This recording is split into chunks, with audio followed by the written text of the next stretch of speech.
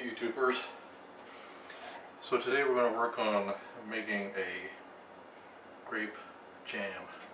So I got all the grapes off my vines, and first what I'm going to do is pluck all the good ones off.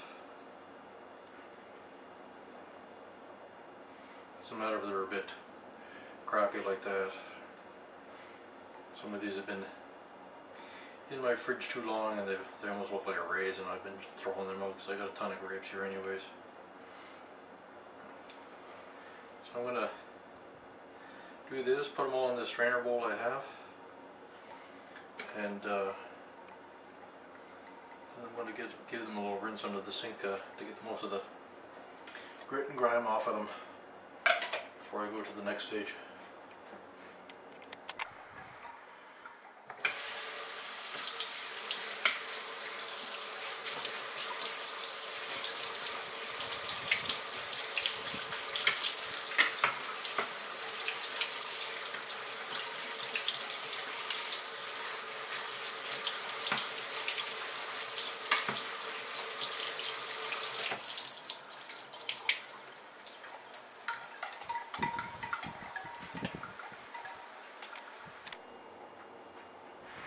The next step is to take your grapes and squeeze the center out.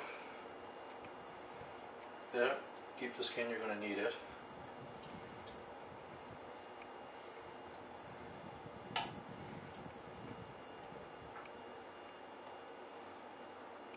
So, squeeze all your grapes out, separate them out. Okay, so I've got all the grapes separated out into the pulp on the right there, and the skins are in the big bowl on the left.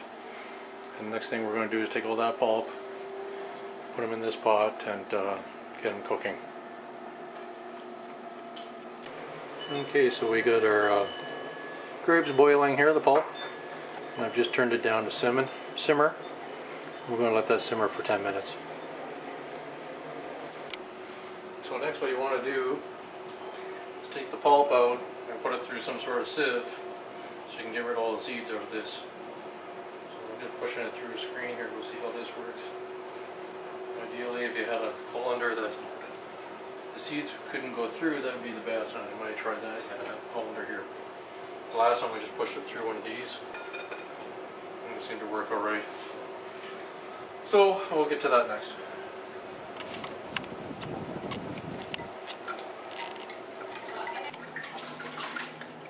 Okay, so we sieved the pulp, and that's what you have in here. And we're going to add our skins and bring that to a boil. I'm going to add a liter of water to the number of grapes I have. Okay, so we got a boil going here, and I'm just going to turn that down to simmer and let that simmer for half an hour. Okay, so had it simmering for half an hour. Now I'm going to add my sugar.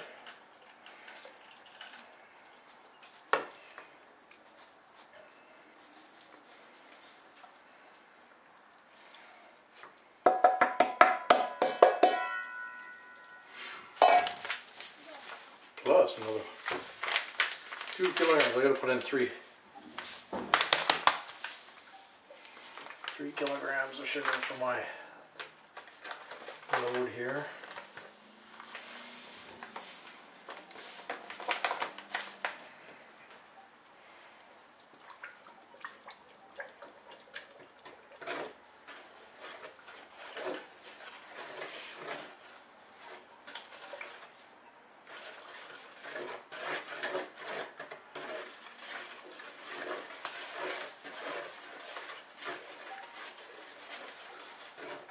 Stir that in while you're doing it.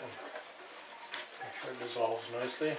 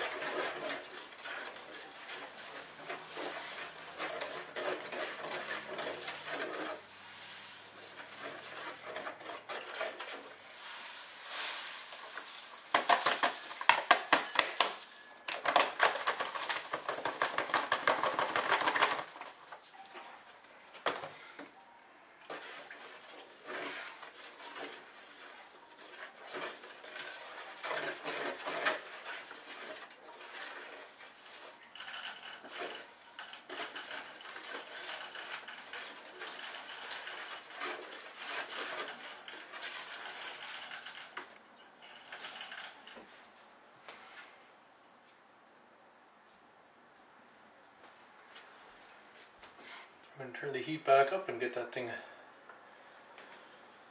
warming up.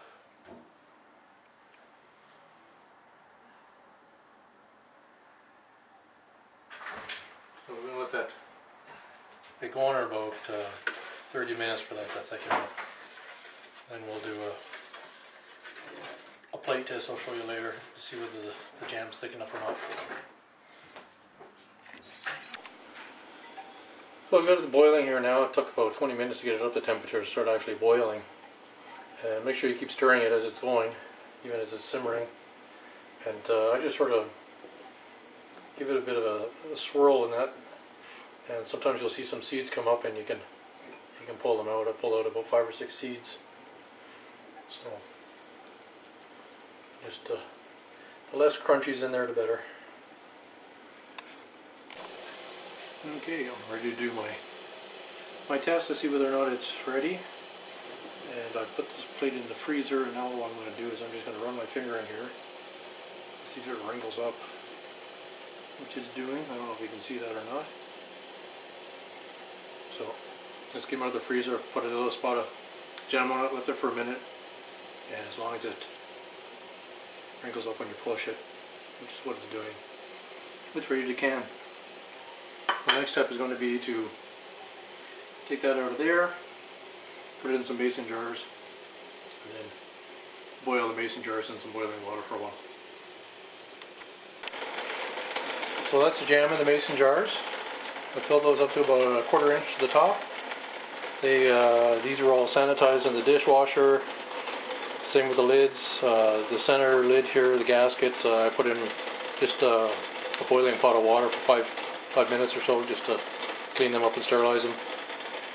And now they're going in the bath for 10 minutes. I didn't do this last year, and the jam lasted the whole year, but I just thought I'd follow the recipe right to the end this time. Maybe it lasts a bit longer if you boil them in there and then let them set. So those ones have already been done, and eventually I'll start hearing all the lids snap down as it cools down, and they'll be done.